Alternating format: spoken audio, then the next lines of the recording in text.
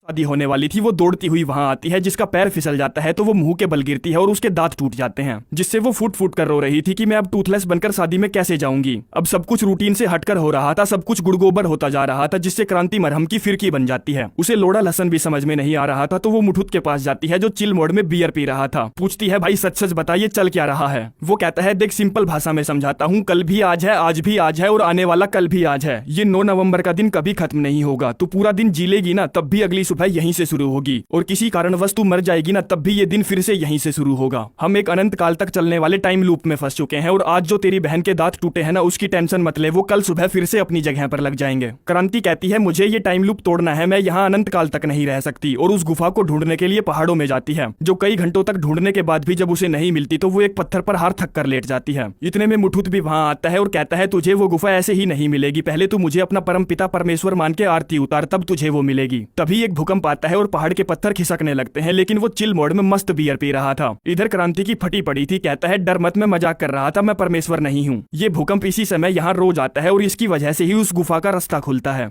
जिसकी तरफ क्रांति दौड़कर जाने लगती है कि मैं फिर से उस गुफा में जाकर सब कुछ सही कर दूंगी, टाइम लूप को निस्तो नाबूद कर दूंगी। लेकिन वैसा कुछ नहीं होता, क्योंकि उसकी आंख फिर से उसके रूम में खुलती है, सेम दिन की शुरुआत दोबारा से हो जाती है, जिससे उसका पारा हाई हो जाता है। तो वो अपनी गाड़ी उठाकर ये शहर छोड़कर निकल लेती है, क्योंकि उसे लगता था कि भागने से सब कुछ ठीक हो जाएगा, परंतु वैसा नहीं होता। जिसमें जैसे ही वो सोती है, अगले दिन फिर से वहीं उठती है और गुस्से में सीधा मुठुत के रूम में जाती है। कहती है, फटाफट खड़ा हो ले, मैं यहाँ अब और नहीं रह सकती। गर्लफ्रेंड चंट चटोरी पूछती है, हे भगवान, क्या तू मुझे धोखा दे रहा है, क्या तू उसकी दबादब मार रहा है। वो कहता है, नहीं कुतिया, धोखा तू मुझे दे रही है। जो बोलकर वो क्रांति के साथ निकल लेता है, जो बहुत तेज गाड़ी भगा रही थी। मुठुत कहता है, आराम से चला यार, हम मर सकते हैं। वो कहती है, फिर उससे क्या होगा, हम फिर से वहीं उठेंगे। मुठुत कहता है, हाँ उठेंगे तो, पर मरने से पहले जो दर्द होता है वो असली होता है। मेरा यकीन कर जाने मन, उससे ज्यादा बुरा कुछ नहीं होता जब आप धीरे धीरे करके आईसीयू में मरते हो। अब क्रांति मरहम ये अपने तहे दिल से ट्राई करना चाहती थी, तो वो अपनी गाड़ी को सामने से आ रहे ट्रक में घुसा देती है, जिससे वो दोनों टपक जाते हैं और अगले दिन फिर से वहीं उठते हैं। मुठुत उसे एक बार में ले जाकर कहता है, तुझे यहाँ शांति ढूंढ लेनी चाहिए, क्योंकि तू अगर ऐसे झटपटाती रहेगी तो मेरी भी कह के मारेगी। क्रांति पूछती है, वो शिकारी शकील नाम का बंदा कौन था जो तेरे प्राण पखेरु उड़ाना चाहता था। मुठुत मुट्ठीबाज बताता है, साली वो तेरी बहन की शादी में आया था, जिसके साथ मैंने एक दिन पार्टी में धमाल मचाया और दबाकर नशीले पदार्थों का सेवन किया, जिसके बाद हम खुले आसमान के नीचे भंड होकर पड़ गए, जहाँ शिकारी शकील ने मुझसे कहा, मेरे जीवन की ये अब तक की सबसे मस्त रात है, मैं नहीं चाहता कि ये रात कभी खत्म हो।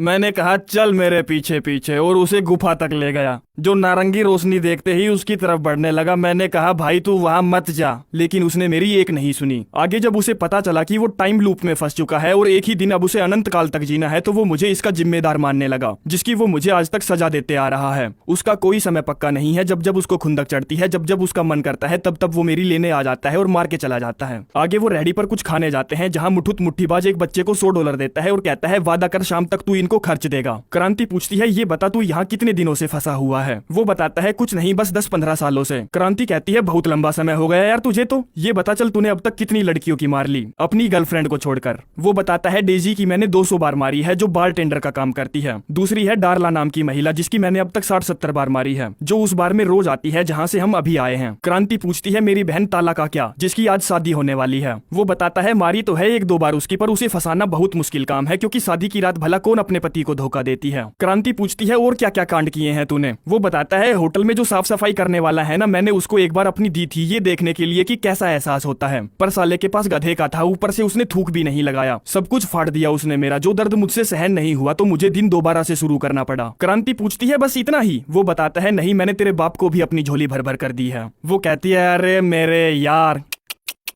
क्या होगा तेरा, चल ये बता तूने मेरी कितनी बार ली है। वो कहता है, तेरी नहीं ली मैंने आज तक, तेरे पे नजर मेरी उसी दिन पड़ी थी जिस दिन तू टाइम लूप में फंसी। क्रांति पूछती है, सच बताना यार, क्या हमने आज तक एक बार भी नहीं किया। वो कहता है, देख मेरा मेमोरी कार्ड 2 GB का है, इसलिए जहाँ तक मुझे याद है हमने नहीं किया। तभी क्रांति को याद आता है कि यार ये तो हमारा कर्मा है, ये हमारे कर्मों का फल है जो हमें मिल रहा है, इसीलिए यहाँ से बाहर निकलने के लिए हमें निस्वार्थ होना होगा, लोगों की मदद करनी होगी, तभी हम इस टाइम लूप से बाहर निकल पाएंगे। वो कहता है, कुतिया, मैंने अभी अभी उस बच्चे को भलाई करते हुए $100 का नोट दिया, क्या हुआ उससे, मैं अभी भी यही हूँ। लेकिन क्रांति मरहम मरहम उसकी एक नहीं सुनती और पूरी ईमानदारी से अपना कर्तव्य निभाने के लिए अपनी बहन की शादी में जाती है, जहाँ वो बिना मतलब के लिए ही एक अच्छी सी स्पीच देती है, लेकिन वो चीजें काम नहीं करती क्योंकि इन सब चूतिया पंथियों का टाइम लूप से क्या लेना देना। आगे ऐसे ही धीरे धीरे करके 1 साल गुजर जाती है, जिसमें वो दोनों अब होटल वाला स्विमिंग पूल छोड़कर किसी और के स्विमिंग पूल में मजे करने जाते हैं। अपनी जिंदगी के सही तरीके से मजे लेने के लिए वो नई नई चीजें ट्राई करते हैं, जिसमें जैसे कि आज वो यहाँ शूटिंग साइट पर निशाने की प्रैक्टिस करने आए हैं। क्रांति यहाँ के मालिक से पूछती है वो फोटो किसकी है जिस पर हम निशाना लगा रहे हैं। मालिक कहता है कोई नहीं, बस वो मेरी बीवी की बजाकर भाग गया था। जो सुनकर क्रांति शॉट गन से उसकी पूरी फोटो उड़ा देती है। अगले दिन वो सनरूफ से बाहर निकलकर मौसम के मजे ले रही थी, जो हमेशा सेम ही होता है, लेकिन तभी वो गाड़ी से बाहर गिर जाती है और दिन की शुरुआत फिर से हो जाती है। जिसके बाद वो किसी का प्लेन चुराकर उसे उड़ा ले जाते हैं, लेकिन उन्हें वो अच्छे से चलाना नहीं आता था, तो साले उसे सुई की नोक पर सीधा धरती में दे मारते हैं। फिर एक दिन वो टपोरियों वाले कपड़े पहनकर बार में पहुंचते हैं।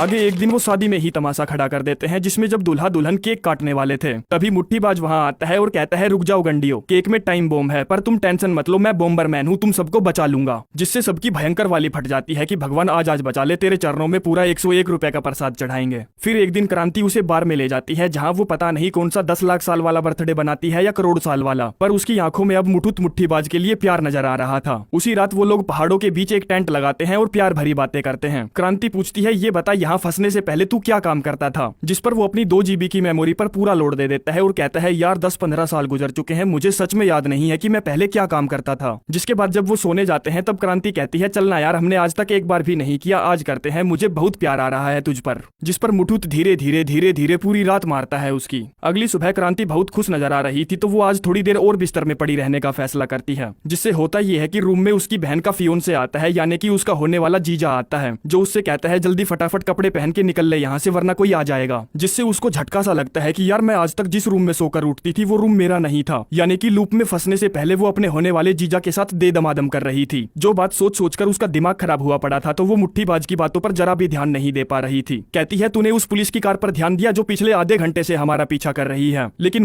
मुट्ठीबाज को इससे घंटा भी फर्क नहीं पड़ता, क्योंकि दिन फिर से शुरू हो ही जाना था। जिस पर वो मजे लेने के लिए गाड़ी रोकती है और नौटंकी करके पुलिस वाले के पास जाती है। कहती है मुझे बचा लो, उसने मेरी इज्जत लूट ली। पुलिस वाला कार से उतरता है और मुठूत पर अपनी गन तानता है। अब इससे पहले कि वो उसे ठोकता, क्रांति उसकी कार में बैठकर उसे ही ठोक देती है, जिससे उसके प्राण तो नहीं निकलते पर वो अधमरा जरूर हो जाता है। इतने में वहाँ असली का पुलिस वाला भी आ जाता है, जो उन्हें करंट देकर बंदी बना लेता है। मुठूत क्रांति से पूछता है ये क्या बकवास करने में लगी है तू, तुझे कितनी बार बताना पड़ेगा कि दर्द असलियत में होता है, तुझे ये छोटी सी बात समझ में नहीं आती क्या। वो कहती है तूने ही तो कहा था हम चाहे साला कुछ भी करे कोई फर्क नहीं पड़ता। मुठूत कहता है फर्क पड़ता है, क्योंकि ये चीजें हमें कल भी याद रहने वाली हैं। वो कहती है तू तो साले शिकारी शकील का कुछ करने वाला था नहीं, मैंने कर दिया तो तेरी फट गई, तुझे तो मुझे धन्यवाद बोलना चाहिए, पर छोड़ अपनी गींड मरा। उस रात मुझे पता होता ना कि मैं तेरे जैसे गंदे आदमी के साथ अनंत काल तक फंसने वाली हूँ, तो मैं तुझे अपने नजदीक भी नहीं भटकने देती। और हाँ, मुझे अफसोस है कि मैंने कल रात तुझे अपनी दी। मुठूत कहता है दी तो कौन सा एहसान कर दिया, कुछ नया नहीं था, 1000 बार से ज्यादा मैं तेरी पहले ही मार चुका हूँ, जिसमें एक रात तो मैंने तेरी 7 बार ली थी, गुड़गांव बना दिया था गुड़गांव। और जिस रात तू टाइम लूप में मेरे साथ फंसी थी ना, उस रात भी मैं तेरी हमेशा की तरह ले ही रहा था, कुछ भी नया नहीं था, सिवाय इस बात को छोड़कर कि उस रात शिकारी शकील मेरा शिकार करने आया, जिसने सब गड़बड़ कर दी और आज तू मेरे साथ पड़ी है, जबकि तुझे यहाँ होना ही नहीं था। मैं रोज हमेशा की तरह तेरी मारता और अगले दिन तू सब भूल जाती।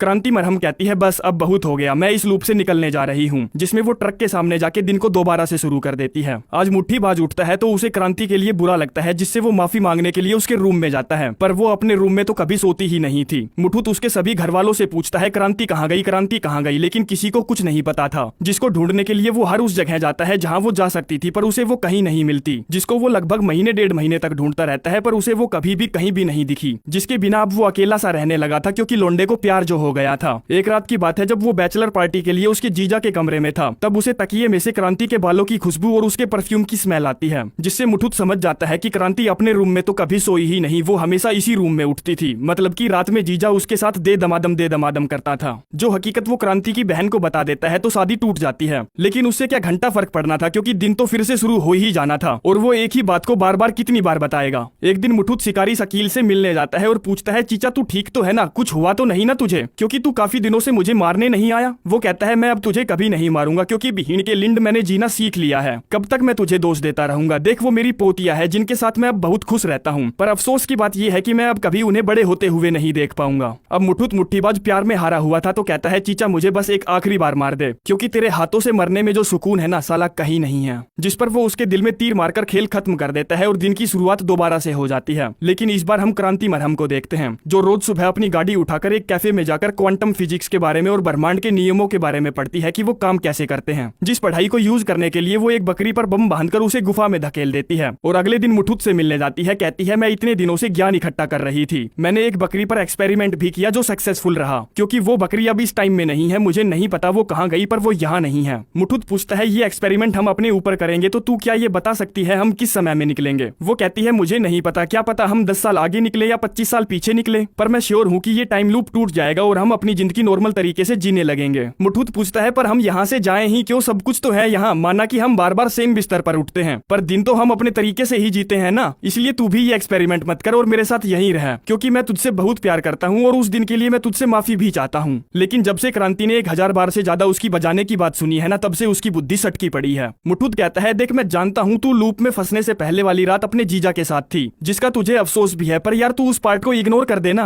वो कहती है, यार तू कैसी बात कर रहा है, जब तुझे सब पता है तो तू जानता है ना मेरे लिए किसी दूसरे के बेडरूम में उठना कितना मुश्किल है, जो मुझे बार बार यही याद दिलाता है कि मैं साली किसी वेश्या से कम नहीं हूँ। आगे रात हो जाती है तो क्रांति खुद को उड़ाने के लिए आगे बढ़ती है। तभी मुठुत मुट्ठीबाज भी गिरता पड़ता वहां पहुंचता है और कहता है, देख तेरे लिए मैं कुछ भी कर जाऊंगा, किसी भी हद से गुजर जाऊंगा, लाखों करोड़ों साल तेरे बिना जीने का कोई मतलब नहीं, इसीलिए मैं भी तेरे साथ ही चलूंगा। जो सुनकर क्रांति के दिल में उसके लिए फिर से प्यार उमड़ आता है तो वो दोनों एक साथ गुफा के अंदर जाते हैं और सिस्टम ब्लास्ट मार देते हैं, जिससे उन्हें एक ही झटके में पूरे ब्रह्मांड के दर्शन हो जाते हैं। आगे जब उनकी आंख खुलती है तो वो अपने आप को होटल का स्विमिंग पूल छोड़कर किसी और के स्विमिंग पूल में पाते हैं, जहां वो पहले भी जाया करते थे। क्रांति पूछती है, अब हमें क्या करना चाहिए। वो कहता है, कुछ नहीं, अब हम मेरे कुत्ते पे एक्सपेरिमेंट करेंगे। तभी वहां वो फैमिली आ जाती है जिसका वो पूल था। पूछते हैं, तुम लोग हमारे पूल में क्या कर रहे हो, निकलो यहाँ से। जिसका मतलब ये था कि वो शादी से अगले वाले दिन में आ गए हैं, क्योंकि ये फैमिली जिनका ये पूल है वो 10 नवंबर को आने वाली थी और शादी 9 नवंबर को थी। जिस बात से क्रांति खुश हो जाती है, क्योंकि अब उसे उसके जीजा के रूम में नहीं उठना पड़ेगा और शर्मिंदा भी नहीं होना पड़ेगा। जिसके साथ ही ये कहानी यहीं पर समाप्त हो जाती है, जिसकी एंडिंग आप लोगों को कैसी लगी कमेंट में जरूर बताना, क्योंकि मुझे तो अच्छी लगी।